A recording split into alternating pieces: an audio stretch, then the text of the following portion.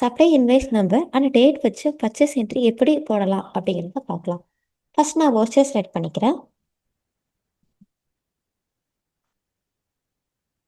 இப்போ பார்த்தீங்கன்னா நமக்கு சப்ளை இன்வாய்ஸ் வந்து விசிபிள் ஆகல. அதை எப்படி கான்ஃபிக் பண்ணலாம்னா F12 கான்ஃபிக்கை நான் செலக்ட் பண்ணிக்கிறேன்.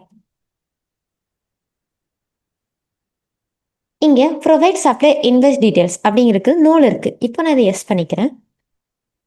எஸ் பண்ணிவிட்டு கண்ட்ரோல் ஏ கொடுத்து சேவ் பண்ணிக்கலாம்.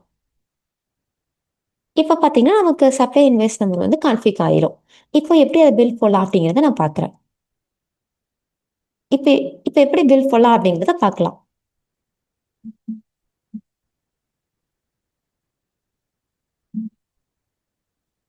இப்போ நான் ஏன் இங்கே 2 ஏப்ரல் 26 வரைக்கும் பில் வச்சுட்டு சப்ளை இன்வாய்ஸ் டேட் வந்து 1/4/26 கொடுக்குறேன்னா, நம்ம வந்து பர்ச்சேஸ் பண்ணது வந்து 1/4/26 அன்னைக்கு பர்ச்சேஸ் பண்ணியிருப்போம்.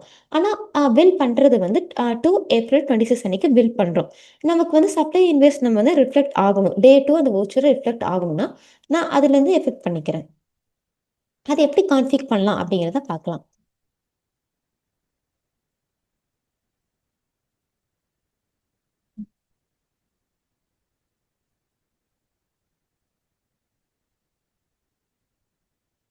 இப்ப பார்த்தீங்கன்னா, நமக்கு சப்ளையரோட வவுச்சர் அதாவது இன்வாய்ஸ் நம்பர் வந்து 12 அப்படிங்கிறது வந்துருச்சு. ஆனா due date of credit date அப்படிங்கிறது வந்து 2 ஏப்ரல் 26 தான் இருக்கு.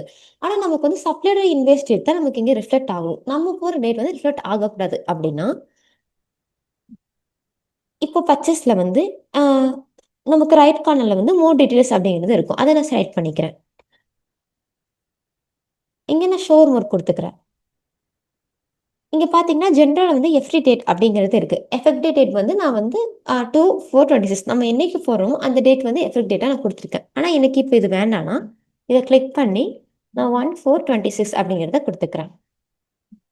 இப்ப பார்த்தீங்கன்னா, நமக்கு due date or credit date அப்படிங்கிறது வந்து நமக்கு 1/4/26 அப்படிங்கிறது ரிஃப்ளெக்ட் ஆகுது.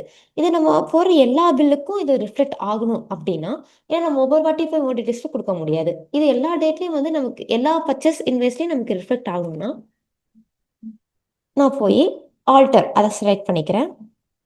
அதில வவுச்சர் டைப் செலக்ட் பண்ணிக்கிறேன். பர்ச்சேஸ் அப்படிங்கிற வவுச்சர் டைப்ப நான் செலக்ட் பண்ணிக்கிறேன். இப்ப பார்த்தீங்கன்னா, நமக்கு use effective date of voucher அப்படிங்கிறது நோல இருக்கு. இத வந்து நான் எஸ் பண்ணிக்கிறேன்.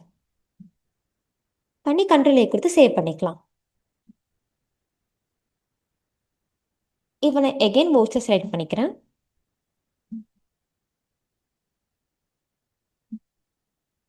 இப்ப பார்த்தீங்கன்னா, நமக்கு எஃபெக்டிவ் டேட் 1/4/26 அதுங்கிறது ஆட்டோமேட்டிக்காவே நமக்கு ஷோ ஆக ஆரம்பிச்சுரும்.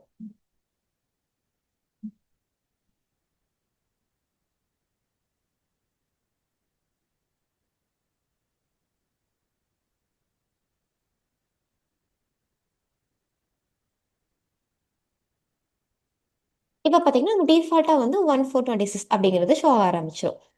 இது டிஃபால்ட் ஆப்ஷனுக்கு வந்து நம்ம ஆல்டர்ல போய் சேஞ்ச் பண்ணிக்கலாம். இதே வந்து உங்களுக்கு சப்ளை இன்வாய்ஸ் நம்பர் வந்து நான் மெயின்டெயின் பண்ண மாட்டேன். எனக்கு அது நீட் இல்லன்னா, நம்ம அதே F12 கான்ஃபிக் செலக்ட் பண்ணிட்டு, இங்க புரொவைட் சப்ளை இன்வாய்ஸ் டேட் வந்து எஸ்ல இருக்கும். அத நம்ம மூவ் பண்ணி கன்டின்யூ குடுத்து சேவ் பண்ணா, நமக்கு சப்ளை இன்வாய்ஸ் நம்பர் ஷோ ஆகாது. இந்த வீடியோ உங்களுக்கு மோர் யூஸ்ஃபுல்லா இருக்கும்னு நெனைக்கிறேன். தேங்க்ஸ் ஃபார் வாட்சிங்.